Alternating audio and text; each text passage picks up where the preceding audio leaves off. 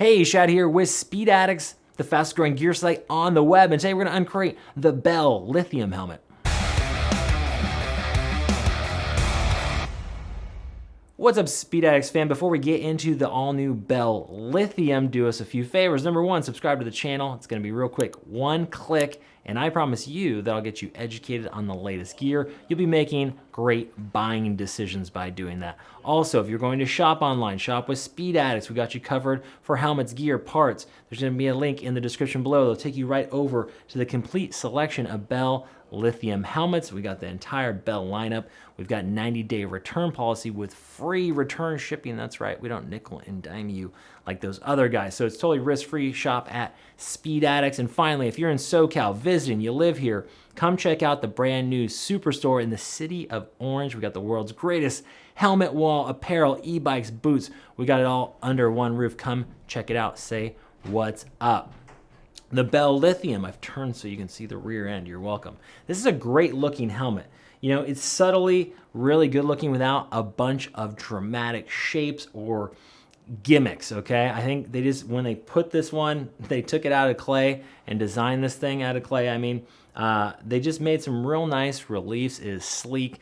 It is stylish. It's obviously like a modern, up-to-date design. This thing just dropped here in summer of 2024, okay? So I really like the design out of the box. But what is it? It's a full face helmet with a drop-down sun visor. There's a lot of competition in this category. Bell's doing a few things different. Number one, like I said, the design, I like that a lot.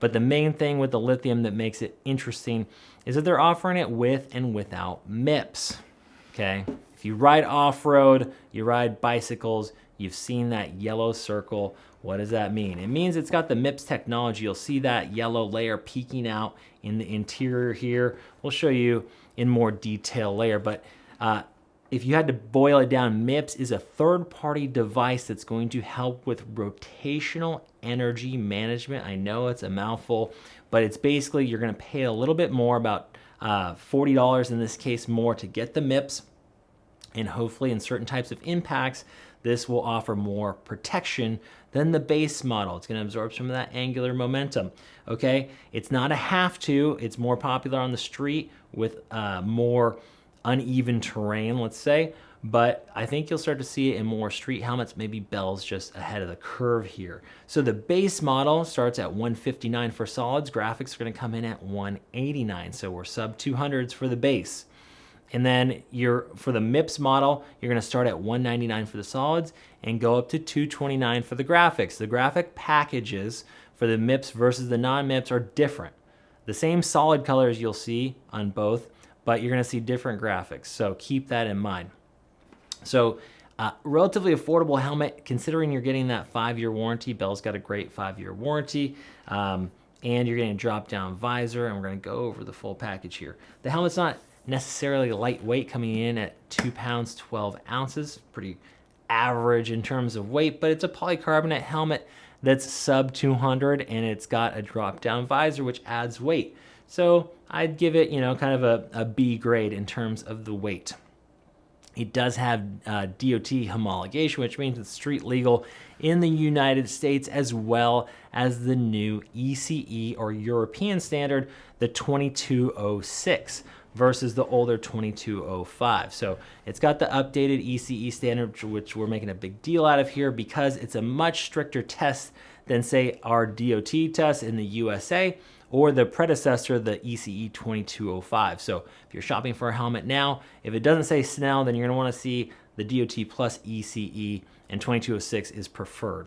You're getting 3 shell sizes, which isn't bad in terms of shells, okay? More shells, the better, because it means you're not wearing a helmet that's bigger than you need to. Extra small all the way up to 3 extra large. So great coverage on sizes. They didn't cheap out and just go, you know, extra small through 2X. So if you've got a bigger head, Bell has got you covered. And I've noticed the fit on this is relatively generous. I wouldn't say it runs big. I would say it runs pretty true, if not just a touch more comfortable. Different people have different preferences in terms of the fit. I'd say this is a very street fit. It has plenty of room in the face. If you have a bigger face and you don't like being smushed out of the box, the Bell Lithium is going to have room for you. It also fits glasses nicely. and it's just a nice, comfortable street fit. If you're racing, you're in that race star, you want to be smashed, okay? This is a different thing.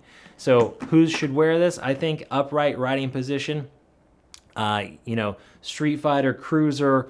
You could even wear this dual sport, e-bikes. You know, a lot of you guys out on e-bikes are ripping down the street at kind of, you know, commuting speeds. You don't want to wear a bicycle helmet anymore. You need to be in a motorcycle helmet.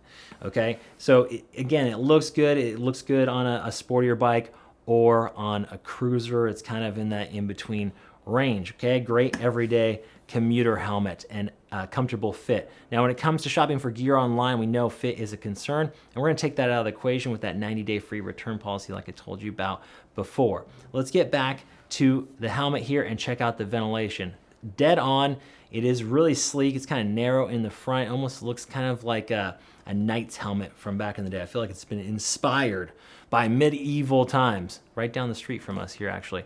Okay, so let's talk about the vents up top. Two big slices here that are controlled by a tiny, tiny switch. I think they could have done better with that. I don't like the small switch. I will say it doesn't feel cheap, though. Some of these smaller switches, or for the vents actuation, if they're small like this, they feel like they're not gonna last or go the distance here. This one also is gnarled, so you get some traction on it. It's not smooth, so you will be able to feel it once you get to know your helmet. You'll be able to find this no problem and work it. I'd just say it's a little bit small, but these front ram air vents look real good. Down here on the bottom, you've got another tiny little switch that is a little harder to hit. Again, it feels stout. It feels kind of like it's gonna survive for the life of the helmet. It doesn't feel chintzy. It's just kind of small. Those chin vents work better when the helmet is kind of more in a more aggressive riding position down at the bottom. And then the rear, they've really made a dramatic lip back here on the shell, and then you have a diffuser. So this part is plastic. You could break that off. This is part of the shell. I'm sure we're gonna have these in stock in case you smash one of these, but it doesn't hang off too much, so I don't think the risk of breakage is all that high. Underneath here, you have passive exhaust vents, so the air is pulled out of that helmet, that hot air. In terms of the face shield, there are good things, there are bad things here. The number one thing with this helmet, in terms of my opinion, that brings it down a bit is that the eye port is not huge. Kind of a standard size eye port. It is a little tapered on the sides, so I'd like to see the eye port be bigger, but I will say their class 1 optics here on this injection molded shield are quite good. The shield is stout. It also has a new V2 quick release mechanism here, so if you want to open this up, you're going to, or you want to take the shield off, you're going to open it up, you're going to press these buttons here, and then you're going to slide it forward, and then the shield is off. A lot of springs you see in there are meant to pull the shield back on. When you have it in the closed position, you're going to get a really nice positive seal. You're not going to have any air leakage. If I want to put this back on, we're going to put it back on in the open position. So once it's in the open position, you're going to go ahead and slide the whole system back, and that's it. Once you've done this a couple times, it's real easy. There are not a bunch of detents, but there are a few in the useful spots. So number one, all the way closed, real positive lock with this front chin bar lock, and you got a little tab here, so you have a demist setting. Okay, so totally closed, no air's coming in. If you want to pop that a little bit, get a little bit of air, and then you can get a lot of bit of air. Okay, that's your last stop until fully open. Okay, there's nothing in the middle, but that's fine. This is probably as open as you want if you're going to ride with it or get a little bit more air. If you start moving fast, you need to close this down so you don't accidentally rip this thing off at higher speeds. Up at the top, there is your last stop, okay?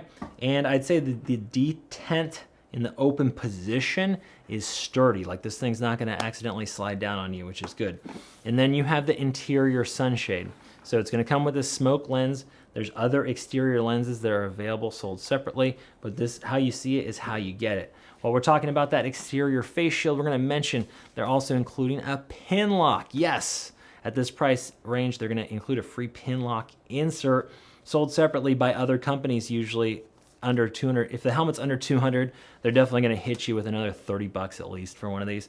But Bell's going to include it at that 159 to 200-ish, which is cool. We like to see that. If you're not familiar, this is a clear insert that goes on the inside of your face shield. That's what these little tabs are for. It's going to create a dual pane system and reduce or mitigate fog. Install is really quick, and you can actually remove it if you don't want to use it after all, or you want to transfer it to a different face shield. It's not adhesive, it's just a press fit on these little tabs here. Okay, the face or the drop down visor is actuated over here on the left side. It's a kind of a small throw, so it's got some tension on it. It's not bad. It's in a good place. I like it right here because they're leaving you enough room up front to install a comm system of your choosing. Bell's not going with any sort of integrated comms option, which is great. Using a universal comm system from Sanicardo, whoever you want, you're gonna place it right there in front of this slider. You can use a clamp style, you could use an adhesive style. So it's comm system friendly, and you're gonna have speaker pockets inside the helmet. Real nice. Traditional D-ring closure. Now I read somewhere online, someone had some descriptive copy that said it came with some sort of quick release system. That is not the case. The Lithiums have a D-ring. In terms of the bottom of the helmet, pretty straightforward. You do get two reflectors here on the back so people can see coming up behind you. You get a little bit more visibility. The helmet has a chin curtain, which you can remove if you don't want to ride with it. Removable washable cheek pads. Yes, you can wash them. Stop stinking everywhere. Come on, man. Every 6 months or so, at minimum, put this stuff in the sink, rinse it out, air dry it. Okay, you got antimicrobial. Yeah, the liner's not supposed to stink, but it does after time. Go ahead and wash it up. You can replace these after a year or two. If you ride a lot, maybe you want to do that. What's the useful life on a helmet? Well, I'm glad you asked. It's about 5 years from first use, or 8 years overall is usually the recommendation we hear from the manufacturer. Okay, there is the other cheek pad. With those out of the way, you're going to see a nice big speaker pocket. The speakers are getting bigger. You got those 40 millimeter JBLs from Cardo, no issue there. Okay, we're gonna remove the liner, and then underneath there, you're going to see that Mips protection. Mips stands for Multi-Directional Impact Protection System. Okay, look at this laser, the laser welded seams on this liner. It's actually a really kind of high quality liner for a helmet in this price range with lots of vents and no extra mesh or crap to make the helmet hotter, which I like to see. On the front, they've gone with the eyebrow kind of slat system instead of the snaps, so you're not going to have any hot spots up there. You do have snaps in the back, but I didn't notice them. On the inside of the helmet, ported and channeled EPS here with that Mips liner, that yellow liner. That is the Mips system. That's a layer between the comfort liner and your noggin that's allowing for that slip and rotational energy management. Spending an extra $40, that's what you get. Otherwise, the helmets are identical on the Lithium, Mips, non-Mips. 5-year warranty from Bell. That's it. Come to Orange County, see us in the Superstore, shop online, link in the description. That's it. We'll see you next time to find out what's in the crate.